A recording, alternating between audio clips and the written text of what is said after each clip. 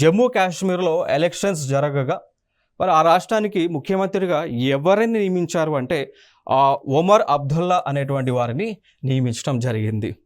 ఓకేనా. సో ఈయన మరి ఏ పార్టీకి చెందినటువంటి వ్యక్తి అన్నప్పుడు నేషనల్ కాన్ఫరెన్స్ పార్టీకి చెందినటువంటి వ్యక్తి. ప్రస్తుతము జమ్మూ అండ్ కాశ్మీర్ యొక్క లెఫ్టినెంట్ గవర్నర్ ఎవరు అంటే మనోజ్ సిన్హా. మరి ఎందుకు లెఫ్టినెంట్ గవర్నర్గా పిలుస్తూ ఉన్నారు జమ్మూ అండ్ కాశ్మీర్లో ఉన్నటువంటి గవర్నర్ని అంటే మనందరికీ తెలుసు, భారతదేశంలో ప్రెసిడెన్షియల్ ఆర్డర్ ద్వారా ఆగస్టు 5, 2019లో ఆర్టికల్ 370(35) అనేటువంటి రద్దు చేసిన ద్వారా ప్రభుత్వం ఏం చేసింది అంటే జమ్మూ అండ్ కాశ్మీర్ ఏదైతే రాష్ట్రంగా ఉందో సో దాన్ని కేంద్రపాలిత ప్రాంతంగా ప్రకటించింది. సో మనందరికీ తెలుసు, ఆల్రెడీ మనం చూస్తూ ఉన్నాం.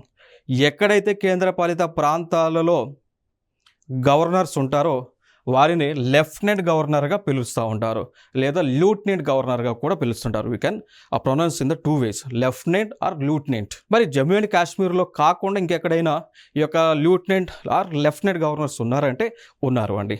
ఒకటి పుడుచేరిలో అదేవిధంగా ఢిల్లీలో ఉండటం జరిగింది. కారణం ఏంటి అంటే పుడుచేరిలో ఎలక్షన్ జరుగుతూ ఉంటుంది, ఢిల్లీలో కూడా ఎలక్షన్ జరుగుతూ ఉంది కాబట్టి ప్రభుత్వాలు ఉన్నాయి కాబట్టి అక్కడ గవర్నర్ వ్యవస్థను ఏర్పాటు చేస్తారు. వారిని లెఫ్టినెంట్ గవర్నర్ అంటారు.